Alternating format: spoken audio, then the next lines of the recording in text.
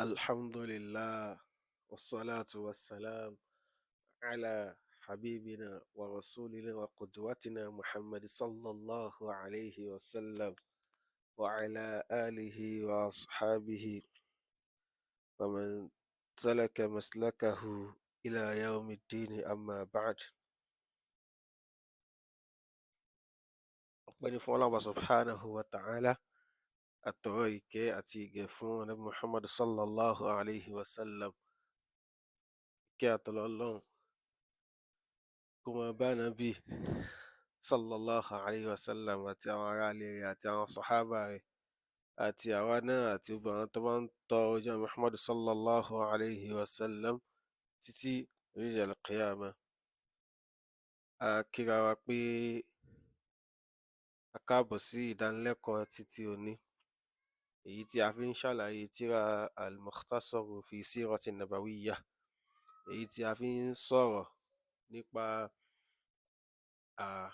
àlàyé ráńpẹ́ nípa ìtàn ìgbésí ayé Ànábì Muhammad sallallahu alayhi wa sallam. Eléyìí ni ìjókòó ẹlẹ́kẹrin léyìí tí a ti bẹ̀rẹ̀ tó yẹ sí pé a dá a dúró nígbà tí oṣù Ramadan tí ó wọlé. Ọlọ́hun subhanahu wa ta'ala kí ó gbà níjọsìn ní fún ẹnì kọ̀ọ̀kan wa, kó jẹ́ kí a ṣe àǹfààní níbẹ̀ àti àwọn tí a ń sọ àtàwọn tá à ń gbọ́. Àbí tí a dánu dúró sí òun náà láti máa bẹ̀rẹ̀ ní ojú ewé ẹlẹ́ẹ̀kẹjọ bí tí afá ti ń sọ̀rọ̀ nípa hadithu shaqqi sadrihi sallallahu alayhi wa sallam sharif. Èyí ìtàn nígbà tí wọ́n la ìgbáàyà ọ̀gá wa Ànábì Muhammad sallallahu alayhi wa sallam, bí wọ́n ṣe la ìgbáàyà rẹ̀. أفاني بينما رسول الله صلى الله عليه وسلم يلعب مع الغلمان في بادية بني سعد. nígbà tí ó ń ṣe ọlọ́run ọba ọ̀gá wa, nígbà tí ó ń ṣeré, nígbà tó ṣì wà ní kékeré tó ń ṣeré pẹ̀lú àwọn akẹgbẹ́ rẹ̀ fi badiyati Bani Sa'd, nígbà tí ó wà ní abúlé ibi ọ̀dọ̀ àwọn Bani Sa'd lọ́dọ̀ Halimatu Sa'diyya tí ó fún un ní ọyàn. Nígbà tó ṣì kéré tó wà ńbẹ̀, idh ja'ahu Jibrilu alayhi salam, Jibril ó wá bá wa ma'ahu malakun akhar, tó yẹ sí pé màláíkà míì náà sì wà pẹ̀lú wọn àti Jibril, òun ni wọ́n jọ wá bá Ànábì Muhammad sallallahu alaihi wasallam. Fashaqqa an sadrihi ash-sharif. Eléyìí wọ́n wá ṣe kí nìyẹn o, wọ́n wá la ìgbáàyà Ànábì wa Muhammad sallallahu alaihi wasallam. Ẹ̀rí tí ó gbé eléyìí wá káyà fún wọn gẹ́gẹ́ ọ̀rọ̀ tí à ń sọ kò í ṣe ọ̀rọ̀ àròsọ. òun náà ni rawa al-imam Ahmad fi musnadihi wal-hakim fi al-mustadrak.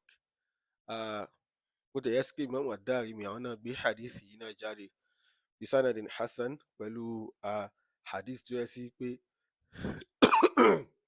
ṣéènì rẹ̀ ó ní àlàáfíà látàrí pé shawahid, ó ní àwọn oríṣiríṣi ọ̀nà tí ó gbà wá tí ògbẹ́ náà padà ń fi apá kúnra wọn tó fi padà ní ẹsẹ̀ ńlẹ̀ níwọ̀nba. An Utbata bun Abdi as-Sulami, Utba ni ó gba hadith yìí wá, tó ń ṣe ọmọ Sulami, qal, ó sọ báyìí pé inna rajulan sa'ala Rasulallahi sallallahu alayhi wa sallam.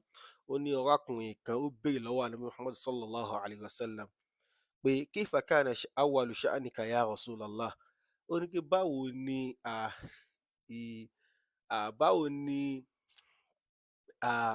àkọ́kọ́ ìṣẹ̀lẹ̀, báwo ló ṣe bẹ̀rẹ̀ sí ẹ tó fi ń mọ̀ wípé ó dà pé kankan ń ṣẹlẹ̀. Àti pé ẹni tó jẹ́ òjíṣẹ́ Ọlọ́run subhanahu wa ta'ala á mọ rí àwọn nǹkan kan bó ti jẹ́ pé kò ní tí ì mọ̀ pé nǹkan tó fẹ́ gbé lóhùn lọ́wọ́ nìyẹn. Wọ́n ní kayfa kana awwalu sha'nika ya Rasulallah, báwo ni kankan àwọn àkọ́kọ́ nǹkan tó kọ́kọ́ lérò kó ṣẹlẹ̀ sí ẹ. Faqala Rasulullahi sallallahu alayhi wa sallam, àbí wọn dá lóhùn pé kanat hardinati min Bani Sa'd bin Bakr. Gẹ́gẹ́ bó ṣe mọ̀ pé ibi tí mo gbé, ibi tí mo ti ń gbèrú, tó ti ń tọ́ mi, tó jẹ́ hardina, ibi tí mo gbé òun náà ní ọ̀dọ̀ àwọn Bani Sa'd.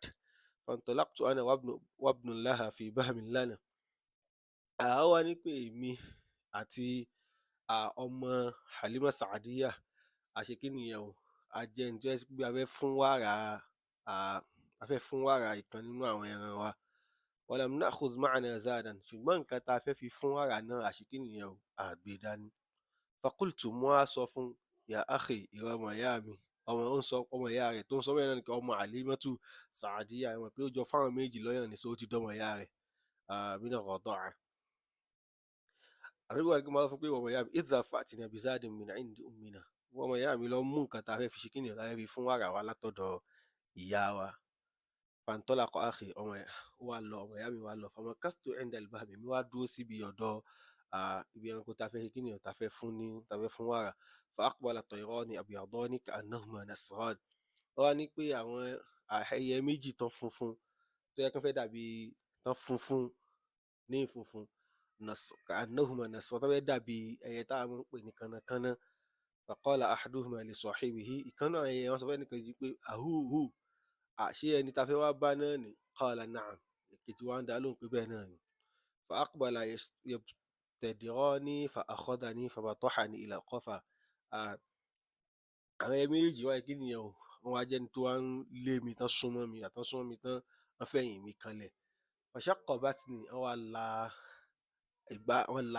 la ikùn mi thumma istakhraja qalbi fashaqqahu wọ́n wá ṣe kí nìyẹn o tán la ikùn mi tán láyà mi tán wọ́n wá ṣe kí nìyẹn o wọ́n wá mú ọkàn mi jáde fashaqqahu wọ́n wá la ọkàn mi sí méjì fa akhraja minhu alaqataini sawdawayni tán la igbá àyà mi tán sallallahu alayhi wa sallam bi abi wa ummi tán la igbá àyà mi sallallahu tán la tán wá ṣe kí ni tán la ọkàn rẹ̀ tán wá mú ẹ̀jẹ̀ dídì méjì dúdú wọ́n mú jáde bẹ́ẹ̀ wọ́n mú jáde kúrò nínú ọkàn rẹ̀. Faqala ahaduhuma li sahibihi hussuhu ya'ni khithu fahassahu wa khatama alayhi bi khatim an-nubuwwah.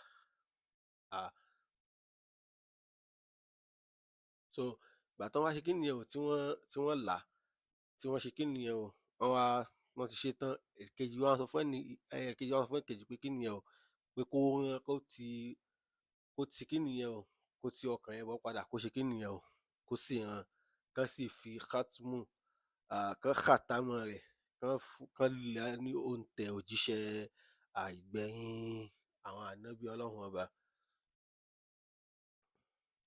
Thumma intalaqa bàtán ṣe léyìí tán àwọn méjì wà lọ́wọ́ tarakani wọ́n ṣe kí nìyẹn wọ́n á fi mí lẹ̀.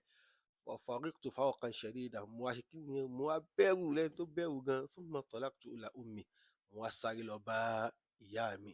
Ìyá rẹ̀ ó ló ń sọ ńbẹ̀ ó ń sọ̀rọ̀ nípa Halimatu Saadiya tó wọ́dọ̀ rẹ̀ náà ló ṣe fa akhbartuha billadhi laqaytuhu mo wá sọ fún nǹkan tó ṣẹlẹ̀ pé ìwọ ìyá mi tó ń ṣe Halimatu Saadiya nǹkan tó ṣẹlẹ̀ sí mi rèé fa ashfaqat alayya an yakuna ulbisa bihi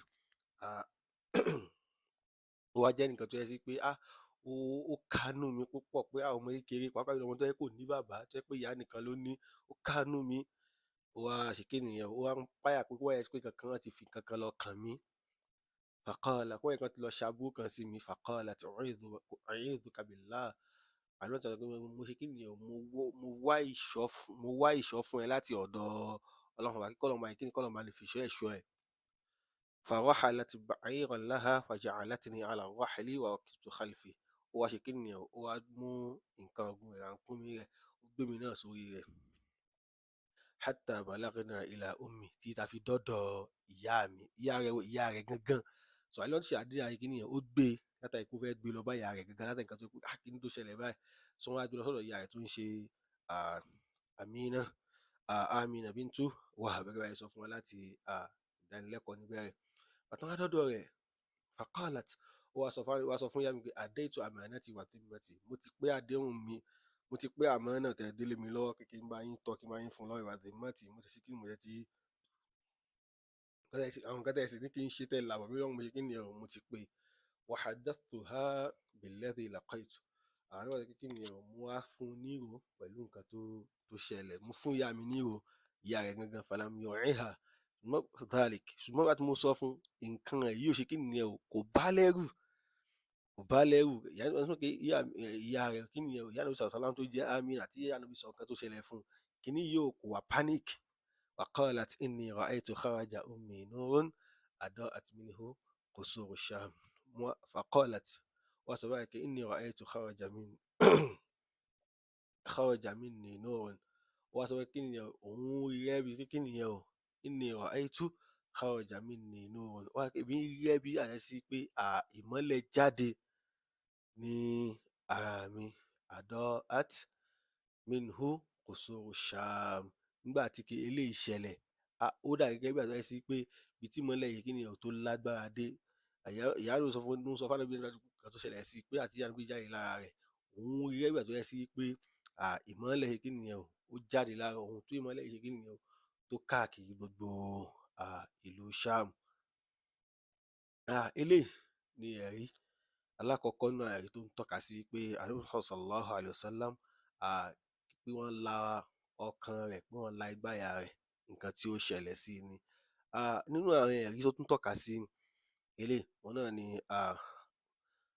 náà ni warawa Imam Muslim, àfáà tó ṣe tírà náà tó wá tẹ̀síwájú tó wá mẹ́rin wá pé Imam Muslim gbà wá nínú tírà àwọn sahihu wọn an Anas bin Malik, látọ̀dọ̀ Anas bin Malik tó ń ṣe ọmọ ọ̀dọ̀ Ànábì sallallahu alayhi wa sallam, qala ló sọ báyìí pé inna Rasulallahi sallallahu alayhi wa sallam, dájúdájú Ànábì sallallahu sọ báyìí pé Ànábì sallallahu alayhi wa sallam atahu Jibril kí nìyẹn o, Jibril wá bá Ànábì sallallahu alayhi wa sallam wa huwa yal'ab ma'al ghilman, lẹ́yìn tó yẹ sí pé ó ń ṣeré pẹ̀lú ẹni tó yẹ pé ó ń ṣeré pẹ̀lú àwọn akẹgbẹ́ ẹ̀ náà, ọmọ kéékèèké. Fa akhadahu fasawa'ahu, bàtí Jibril wá mú, ó ṣe kí nìyẹn o, ó dá dùbúlẹ̀. Fashaqqa an qalbihi, ó wá ṣe kí nìyẹn o, ó wá la ìgbáyà Ànábì, ó mú ọkàn Ànábì sallallahu alaihi wasallam, ó mú jáde. Fastakhraja al-qalb, ó wá mú ọkàn Ànábì sallallahu alaihi wasallam, ó mú jáde. Fastakhraja minhu al-'alaqa, ó wá la ọkàn yìí náà, wá kí nìyẹn o, ó wá mú ẹ̀jẹ̀ dídì kan jáde. Faqala hadha hattu shaytanu mink, ó wá gbà tó wá mú jáde tí ó wá sọ pé kí nìyẹn o, nǹkan tó ń mú jáde òun ni orípa èṣù, àbí ká ní pé nǹkan tó jẹ́ haddu shaytan, ọwọ́ tí shaytan fi máa ń bá ni, òun lòun ti mú jáde kúrò ní ara Ànábì sallallahu alaihi wasallam yìí. Thumma ghasalahu fi tastin min dhahabin bima'in zamzam, ó wá fọ̀ nínú igbá kan tó yẹ sí pé kí nìyẹn o, pẹ̀lú láti ara tó yẹ kó dàbí gold, bima'i zamzam, ó fọ̀ pẹ̀lú omi zamzam. Thumma la'amahu, ìgbà tó wá ṣe eléyìí tán, wá kí nìyẹn, ó wá fódù ẹ̀ papọ̀. Thumma a'adahu fi makanihi, lẹ́yìn náà ó wá dá ọkàn yìí padà sí báyà Ànábì Muhammad sallallahu alayhi wa sallam bi abi wa ummi. Wa ja'a al-ghilman, àtàwọn ọmọ kéèké tán rí eléyìí, yas'awna ila ummihi ya'nidhuhu, ìgbà tí wọ́n rí nǹkan tí ó ṣẹlẹ̀ sí oníṣẹ́ Ọlọ́run ọba Ànábì sallallahu alayhi wa sallam. Faqalu, wọ́n wá sọ báyìí pé inna Muhammadan qad qutil, bàtán rí pé nǹkan báyìí tó yẹ kí nìyẹn o, tí ó ṣẹlẹ̀, wọ́n sáré lọ bá ẹni tó jẹ́ umu rẹ̀ náà, wọ́n sáré lọ bá Halimatu Sa'diyya. Bàtán nǹkan tó ṣẹlẹ̀ sí Ànábì sallallahu, wọ́n sáré lọ bá Halimatu Sa'diyya pé nǹkan báyìí ṣẹlẹ̀ sí Ànábì sallallahu wa huwa fastiqbaluhu wa huwa muntaqi'un. Wọ́n ṣe kí nìyẹn o, wọ́n wá lọ pàdé Ànábì sallallahu alaihi wasallam, wọ́n lọ bá Ànábì sallallahu alaihi wasallam. Àwọn ohun tẹ́lẹ̀ wọ́n wá gbà tán lọ bá Ànábì sallallahu alaihi wasallam tán, yẹ pé ìdíyẹ tí wọ́n lọ pàdé ẹlẹ́ni tó yẹ sí pé tí wọ́n rí nǹkan tó ṣẹlẹ̀ sí rèé. Àwọn ohun muntaqi'un tán wá dẹ̀ rí wípé Ànábì change lásìkò tí nǹkan yẹn ṣe kí nìyẹn o, muntaqi'ul lawn, wọ́n rí pé colour Ànábì change, àwọ̀ Ànábì change lásìkò yẹn. Qala Anas radiyallahu anhu, Anas sọ wípé waqad kuntu ara athara dhalika al-miqyati fi sadrihi sallallahu alayhi wa sallam. Anas wá sọ pé kódà òun máa ń rí àpẹẹrẹ ibi tí wọ́n rán ní ìgbáyà Ànábì wa Muhammad sallallahu alayhi wa sallam, tó ń túmọ̀ sí pé nǹkan tá ló ṣẹlẹ̀ yìí kò í ṣe ọ̀rọ̀ àròsọ, nǹkan tó ṣẹlẹ̀ sí Ànábì wa Muhammad sallallahu alayhi wa sallam bi abi wa ummi. So tẹ́lẹ̀ bá ń túmọ̀ sí nǹkan kan, ọ̀pọ̀lọpọ̀ ẹ̀kọ́ la máa rí mú kọ́ níbi ìtàn bí wọ́n ṣe la ìgbáyà wọn sọ pé èèyàn tán mú tí wọ́n sì wá fọ ìgbáyà rẹ̀. Alákọ̀ọ́kọ́ ni pé nǹkan yìí nǹkan tó jẹ́ pé ó ṣẹlẹ̀ ni, tó jẹ́ sí pé èèyàn gbọdọ̀ máa takò ó. Pàápàá jùlọ hadith ẹlẹ́ẹ̀kejì tá a kà yìí nísìnyí, Imam Muslim òun ni wọ́n gbé hadith yìí jáde nínú sahihu wọn. Eléyìí túmọ̀ sí pé nǹkan yìí nǹkan tí ó ṣẹlẹ̀ ni, tí ò sí ìrújú ńbẹ̀. Tá bá rí àwọn tó bá ń takò ó lónìí, wọ́n ń takò nǹkan tí àwọn àáfàá tí wọ́n fẹnu kò lórí pé ó ṣẹlẹ̀ sí Ànábì Muhammad sallallahu alayhi wa sallam ni. Nínú ẹ̀kọ́ tá a tún máa rí mú kọ́ òun náà ni pé Ànábì sallallahu alayhi wa sallam ẹni tó jẹ́ sí pé Ọlọ́run bá ti fọ̀ mọ́ láti kékeré ni, ẹni tó jẹ́ pé Ọlọ́run bá ti fọ̀ mọ́ láti kékeré ni. So àwọn ará lè ráwọn èèyàn tán máa ń sọ̀rọ̀ pọ̀rọ̀kọ̀rọ̀ nípa Ànábì sallallahu alayhi wa sallam lónìí. Kódà nínú àwọn míì tán ń pa wọ́n ní mùsùlùmí, eléyìí ò ní bọ́dà wa, àbí kán máa sọ nǹkan míì tó jẹ́ sí pé wọ́n fi ń pa sallallahu alayhi wa sallam. Irú eléyìí fi ń tọ́ka sí pé àníyàn ọkàn wọn ò dáa sẹ́ni tí wọ́n pè ní Ànábì sallallahu alayhi wa sallam, Ànábì Muhammad sallallahu alayhi wa sallam náà ni. So eléyìí túmọ̀ sí pé Ànábì sallallahu alayhi wa sallam ẹni tó jẹ́ sí pé Ọlọ́run ti fọ̀ mọ́, tọ́lọ́run ti fọ ọkàn rẹ̀ mọ́ láti kékeré látàrí wípé Ọlọ́run bá fẹ́ ṣe é ní òjíṣẹ́. Ọlọ́run bá wá ṣe é lójíṣẹ́ lásán, ó tún wá ṣe é ní òjíṣẹ́ gbẹ̀yìn, ó tún wá ṣe é ní ọ̀gá gbogbo àwọn òjíṣẹ́ sallallahu alayhi wa sallam. Bí abi wa ummi sallallahu alayhi wa sallam. Ọlọ́run ṣàbàní ṣàlékún kí Ànábì bá lè ṣàlékún ọlá rẹ̀, kó wá kà wá náà ọmọ ẹni tó máa kẹ́ Ànábì sallallahu alayhi wa sallam àti àwa ní àti àwọn òbí wa ní. Eléyìí a fẹ́ fàágùn púpọ̀, dánu dúró sí báyìí lónìí. A tún máa tẹ̀síwájú lórí ìtàn ọ̀gá wa, Ànábì wa, ẹni tá à ń kọ́ṣe sallallahu alayhi wa sallam ní ọjọ́ mi ọjọ́ rẹ̀. Subhanakallahumma wa bihamdik, ashhadu an la ilaha illa ant, astaghfiruka wa atubu ilayk.